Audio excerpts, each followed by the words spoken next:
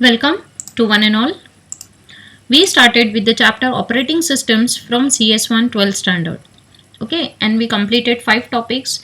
Now the next topic is process scheduling concept and it is depend on the last topic, that is process management. So I hope कि आपने last topic अच्छे से पढ़ा होगा so that you can get clear idea about this process scheduling.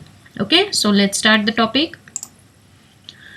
First we'll again see that what is process. Okay, a process is a program under execution which competes for the CPU time and other resources. Process क्या है?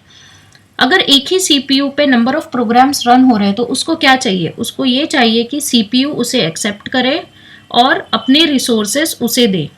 Okay, so that process can execute the program. Okay, so इसलिए क्या है इसका statement? A process is a program under execution which competes for the CPU time and other resources. Okay, a program loaded into main memory for execution becomes a process. अगर कोई programme main memory में load हो गया है for execution तो वो क्या बन जाता है? प्रोसेस बन जाता है. सो प्रोसेस हमेशा सबसे पहले क्या रहता है? वो एक प्रोग्राम रहता है और बाद में क्या बन जाता है? वो प्रोसेस, जैसे ही वो मेन मेमोरी में लोड होता है. Okay, now process scheduling. Schedule means किस तरीके से प्रोसेस अपना प्रोग्राम रन करते हैं. Okay, so the operating system has to keep track of all these processes and will have to dispatch them one after another. This is known as process scheduling. अगर हमारे system पे number of process हैं, we are having 3 to 4 process और वो काम कौन करने वाला है? CPU. और CPU एक टाइम पे एक ही प्रोसेस को रन कर सकता है. ओके, सो एक प्रोसेस के बाद में दूसरे प्रोसेस को कंटिन्यू करना कि अब किसका टर्न है, अब किसका टर्न है, ऐसे ये जो काम है ये कौन करता है? Operating system. और इस काम को क्या कहते हैं? Process scheduling. Okay, now the next one, scheduling objectives. ये बोर्ड में आया हुआ है कि any 4 scheduling objectives and some of the time it is particular that which of the objective you have to describe. So first objective for scheduling means scheduling जो ये Q में maintain करने का काम करता है कौन? OS करता है. वो किस तरीके से होना चाहिए? तो first one is fairness. It refers to being fair to every user in terms of CPU time. CPU क्या है? सिंगल है और प्रोसेस कितने हैं? मल्टीपल हैं. तो इतना फेयरनेस होना चाहिए कि हर एक यूजर को CPU टाइम मिले. ओके, मीन्स इक्वलिटी मेंटेन होना चाहिए कि जितने भी प्रोसेस हैं वेटिंग में सबको CPU का टाइम मिलना चाहिए. That is known as fairness. Next is good throughput. It refers to the total productive work done by the user put together. Okay, अगर हमारा सिस्टम पे नंबर ऑफ प्रोसेस हैं और प्रोसेस कौन करने वाला है? CPU करेगा एग्जीक्यूशन फॉर दोज प्रोसेस. सो अगर सारे वर्क डन को, सारे प्रोसेस जितना भी काम हुआ है हमारा उसको हमने साथ में चेक किया, that is known as total productive work done. ठीक है, and that is known as good throughput. Means हमारे CPU ने अच्छा काम किया है, ज्यादा काम किया है. Means total productive work done is more. Okay, now the next one, good CPU utilization. It is the fraction of time that the CPU is busy. What is the meaning? कि जैसे ही प्रोसेस जैसे CPU एक process से दूसरे process पे jump करता है तो उसमें थोड़ा सा फ्रैक्शन ऑफ टाइम वेस्ट होता है and that we know it as context switching. Okay, जब CPU एक प्रोसेस से दूसरे प्रोसेस पे जंप करता है तो एक थोड़ा सा तो टाइम वेस्टेज होता है and that time wastage is known as context switching. Okay, so क्या कहना है कि जितना भी फ्रैक्शन ऑफ टाइम है, दैट इज अगर फ्रैक्शन ऑफ टाइम बहुत कम है CPU का, मीन्स CPU ज़्यादातर बिजी है, तो क्या हो जाएगा? CPU utilization is good. Okay, so it is fraction of time that the CPU is busy. बहुत लिटिल टाइम, बहुत थोड़ा सा टाइम जो CPU बिजी है और ज़्यादा उसने काम किया है, उसका टोटल प्रोडक्टिव वर्क डन ज़्यादा है, that means good utilization, good CPU utilization. Okay, now the next, These four came in exam for number of times, so you have to do this, okay, for 1 mark each. So next objective is turnaround time. What is turnaround time? It is the elapsed time between the time a program or job is submitted and the time when it is completed. Okay, अगर आपको simple words में समझना है तो suppose अगर आप exam दे रहे हो तो आपका पेपर जब कंप्लीट हुआ है, ओके, और जब आपने पेपर सबमिट किया है, उन दोनों के बीच का time is turn around time. Okay, paper completion आपका पहले हो गया बट आपने सबमिट ऑन टाइम किया है, तो जितना भी टाइम उसमें आपने वेट किया है to submit the paper, that is known as turnaround time. So it is elapsed time between the time a program or job is submitted and the time when it is completed. Okay, I hope कि आपको ये simple example से ये easily समझ में आ गया होगा. Now waiting time. It is the time a job spent waiting in a queue for newly admitted process for the operating system to allocate resources to it before commencing its execution. Waiting time क्या है? कभी भी कोई नया job अगर आया है CPU के पास तो उससे पहले क्या करना है, उसे क्यू में वेट करना है. ओके, क्यों? क्योंकि ऑपरेटिंग सिस्टम पहले उसको क्या देगा, रिसोर्स देगा. क्यों देगा? पहले इनपुट आउटपुट का जो काम है उस प्रोसेस को पहले वो काम करना है. ओके, कोई भी प्रोसेस अगर रन करना है कोई भी प्रोसेस को तो पहले उसका क्या काम होगा, रिसोर्स यूटिलाइजेशन के थ्रू इनपुट आउटपुट का काम होगा, फिर वो क्यू में आएगा और फिर उसका एग्जीक्यूशन होगा. सो इसका वही मीनिंग है, वेटिंग टाइम और the time a job spend waiting in a queue of newly admitted process for the operating system to allocate. वो वेट कर रहा है कि ऑपरेटिंग सिस्टम उसे कब रिसोर्सेज दे before commencing its execution. Execution के पहले उसे ऑपरेटिंग सिस्टम कब रिसोर्सेस दे, ओके, जिससे वो अपना इनपुट आउटपुट का काम कर ले. Okay, now the third one, terminal response time. In time sharing system, terminal response time is the time to respond with an answer or a result to a question and it depends on the degree of multi-programming. ठीक है, अगर एक ही CPU है और उस पर number of process हैं तो हर एक को वो रिप्लाई करने के लिए उसे थोड़ा तो टाइम लगेगा. That is known as terminal response time. Okay, time sharing means what, कि जहाँ पे एक ही CPU पे मल्टीपल प्रोसेस रन हो रहे हैं, ओके, और अगर उसे कुछ क्वेश्चन का आंसर देना है, मीन्स CPU को अगर किसी प्रोसेस के क्वेश्चन का आंसर देना है तो वो किस चीज़ पे डिपेंड है, it is depend on degree of multiprogramming. This is the term which we did in our last lecture कि degree of multiprogramming means जितना CPU के पास ज़्यादा प्रोग्राम होगा, जितना उसका degree of multiprogramming high होगा, उसका रिस्पॉन्स टाइम उतना कम होगा. Okay, so this response time is depend on degree of multiprogramming. Okay, event response time. In real-time system, event response time is the time to respond with an event. Means what? Event means it could be anything.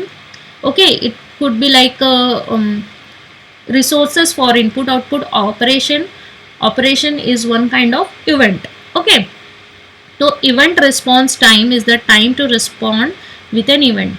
कि उस event को activate होने में और complete होने में कितना time लगा, that is known as event response time. Event means just keep in mind like this that input output operation for this statement. Okay, event could be anything or any kind of process in OS.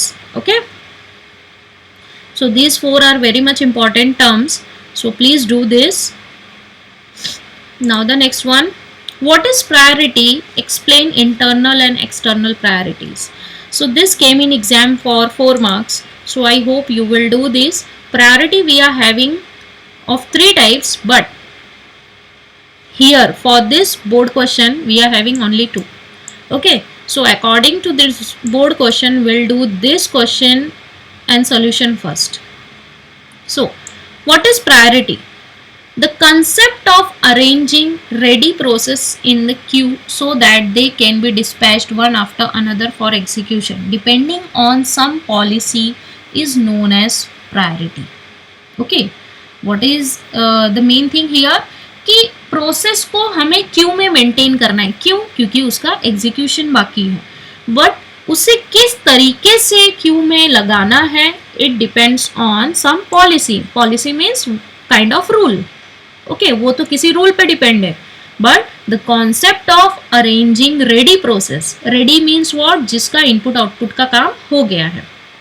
Okay, सो जिसका सिर्फ execution बाकी है, वो process को queue में लगाना, but it is depend on some policy, is known as priority. Okay, due to many processes competing for the same available resources like CPU and the memory, concept of priority is used. क्योंकि एक ही CPU है और memory भी उतना ही है, limited है, इसलिए ऐसी सब जगह पे प्रायोरिटी कॉन्सेप्ट यूज किया जाता है. Okay, because according to the priority वो किस तरीके से प्रोसेस को शेड्यूल करना है, उसे क्यू में मेंटेन करना है, ये फाइनल होता है. Okay, so priority may be external or internal. External is known as global, internal is known as local. So let's see. First we'll see external priority. External means it is global also. ठीक है? An external priority is specified by externally, generally at the time of initiating the process. ये जो priority है, ये हमेशा process जब start होने जा रहा है तब फाइनल होता है. Okay, in many cases the operating system allows user to change its priority externally even during its execution. तो बहुत सारे केसेस में क्या होता है कि ऑपरेटिंग सिस्टम और आई कैन से सीपीयू अगर एग्जीक्यूशन कर रहा है किसी स्पेसिफिक प्रोग्राम का, तो सडनली उसको वेट स्टेट में डाल के हम मतलब ओएस प्रायोरिटी चेंज भी करता है. ओके, अगर कोई भी सीपीयू है वो प्रोसेस P2 रन कर रहा है और इसको सडनली स्टॉप करके उसने P1 को एक्टिवेट किया, it is based on priority. Okay, तो ये कैसे होता है? It allows OS allows user to change its priority externally even during its execution. इसका एग्जीक्यूशन चालू है, फिर इसको वेट स्टेट में रख के वो P1 को एग्जीक्यूट करेगा. It is depend on priority. Third point is, if the user does not specify any external priority at all, the operating systems assumes a certain priority called as default priority. अगर user ने कुछ भी priority specify नहीं किया है तो operating system खुद से according to some kind of rule वो खुद से कुछ तो एक डिफॉल्ट प्रायोरिटी मेंटेन करेगा प्रोसेस की कि किसको पहले जाना है, किसको नेक्स्ट में जाना है. ओके, और एक्सटर्नल प्रायोरिटी कैसे भी हो सकती है. Okay, it is depends on user. But when an urgent job needs to be done, the system manager permits the process to be created with a higher priority. अगर OS ने सबको priority दे दिया है, बट सडनली अगर कोई urgent job आ गया है जिसे हमें पहले क्लियर करना है, तो क्या होगा? सिस्टम मैनेजर परमिट करेगा या उसको एक्सेस देगा कि तुम पहले अपना एग्जीक्यूशन कंप्लीट करो and that process will be with higher priority. Okay, तो सिस्टम मैनेजर क्या करेगा? उस अर्जेंट जॉब को हायर प्रायोरिटी में कन्वर्ट कर देगा. Clear? So this is known as external और ग्लोबल प्रायोरिटी, जो कहीं से भी हो सकती है, किसी से भी हो सकती है. ठीक है. Now the next one, internal और local priority. The concept of internal is used by scheduling algorithm. हाँ, what is the meaning of internal priority? It is based on algorithms. Means what? CPU में OS में priority के लिए कुछ specific algorithms हैं. Okay, those algorithms are used for their local और internal priority.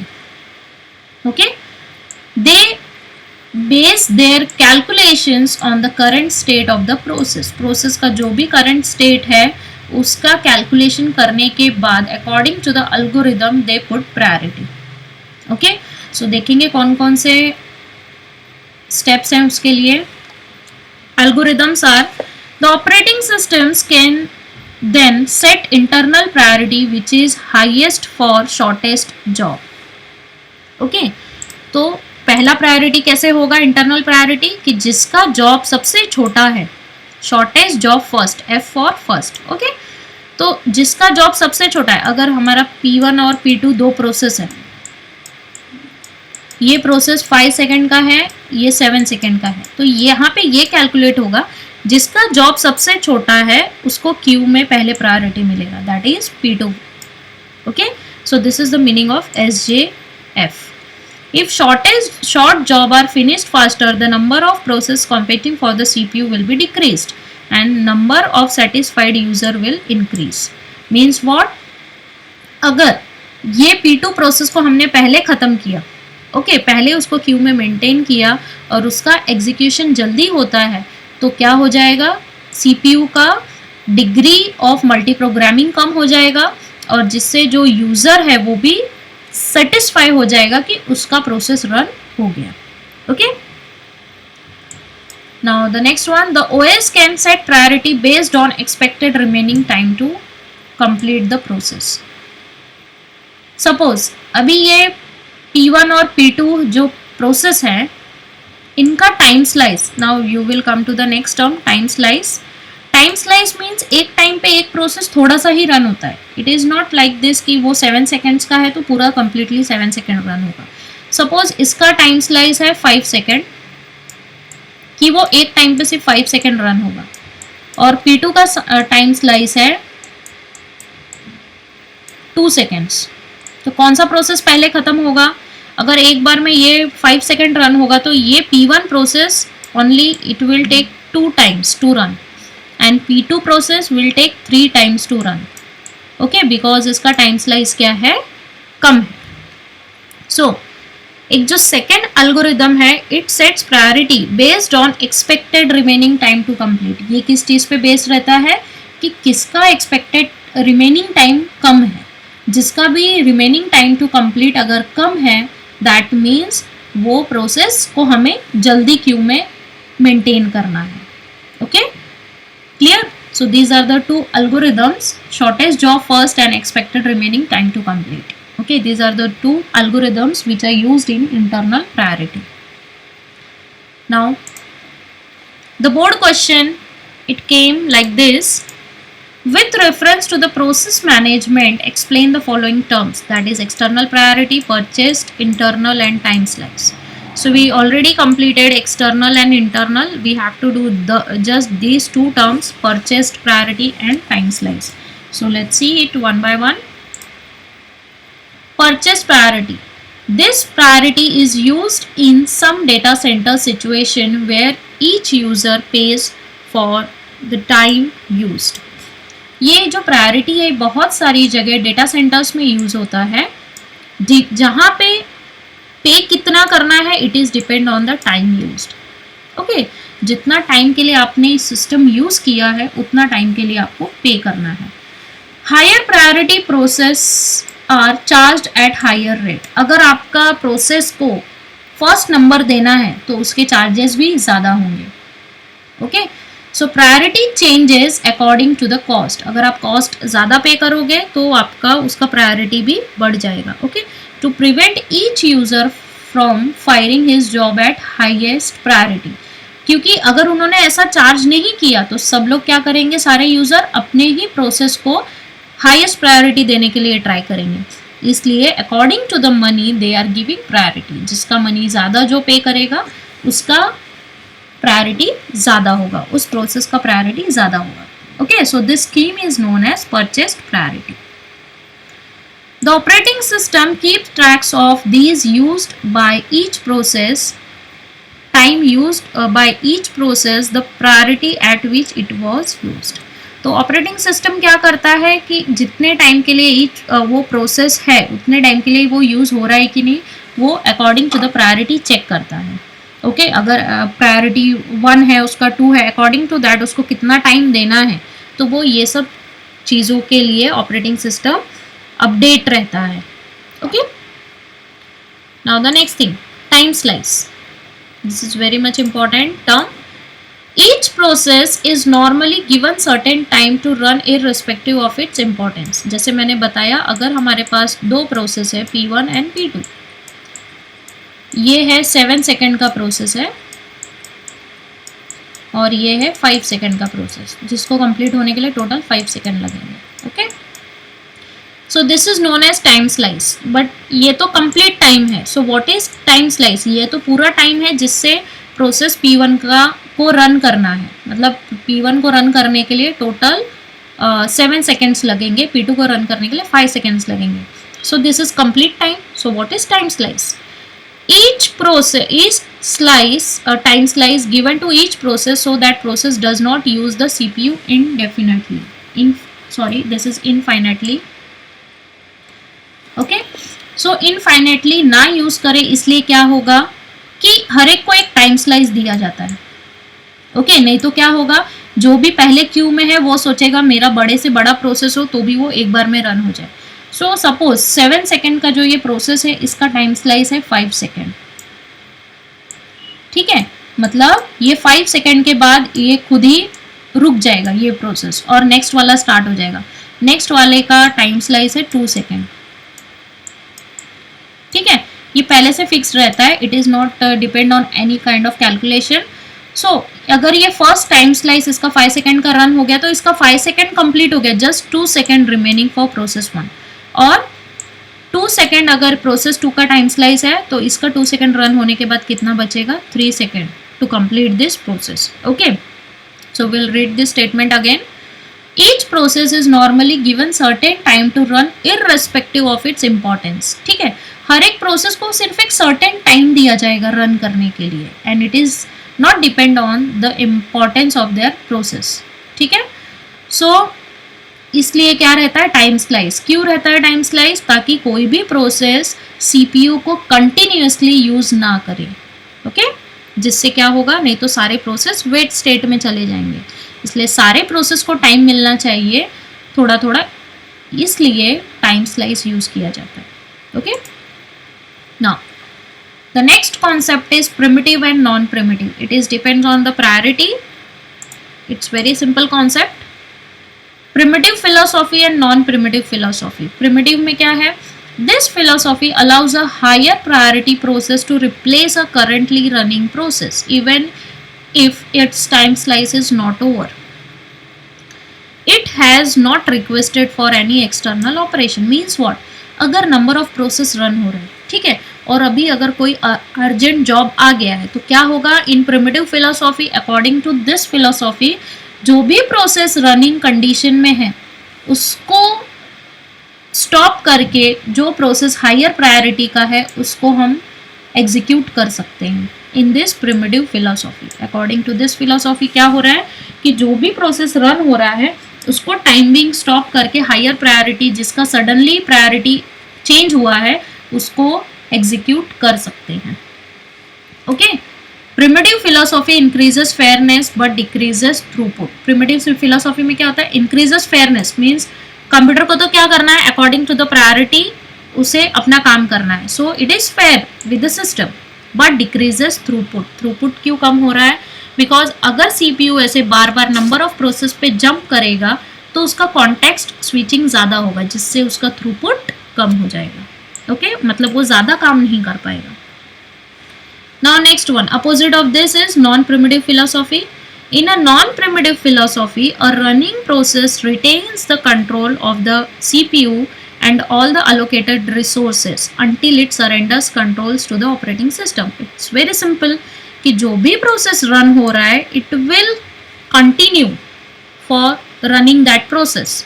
Okay, अगर कोई भी priority आई है process की then also according to non-primitive philosophy जो भी process continue में run हो रहा है वो continue run होगा।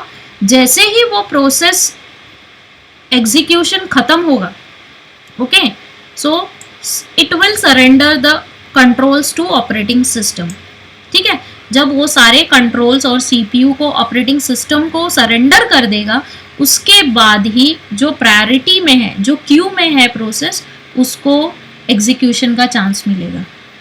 ओके, यहाँ पे क्या था कि अकॉर्डिंग टू प्रायोरिटी यहाँ पे एग्जीक्यूशन में जो प्रोसेस था वो उसको भी वेट स्टेट में कर दिया, बट यहाँ पे जो प्रोसेस एग्जीक्यूट हो रहा है वो पहले अपना काम खत्म करेगा, उसके बाद ही नेक्स्ट वाले प्रोसेस को चांस मिलेगा। Okay, This means that even a high priority process enters the system, the running process cannot be forced to give up control. इसमें क्या है, कोई भी अगर हाई प्रायोरिटी सिस्टम में आ गया है, देन ऑल्सो जो प्रोसेस रन हो गया है वो अपना कंट्रोल नहीं देगा without completing there execution. Okay, so this is the difference between non primitive and primitive philosophy. So I hope कि ये टॉपिक आपको बहुत अच्छे से समझ में आ गया होगा, so that we can move to the next topic, that is concept related to memory management. And this is really important topic. From this topic we are getting 4 marks questions in our board exam. Okay, so please complete this process scheduling so that we can go to the next topic, that is memory management. And if you are facing any kind of doubt, so please mention through comment or through email. Okay, thank you class.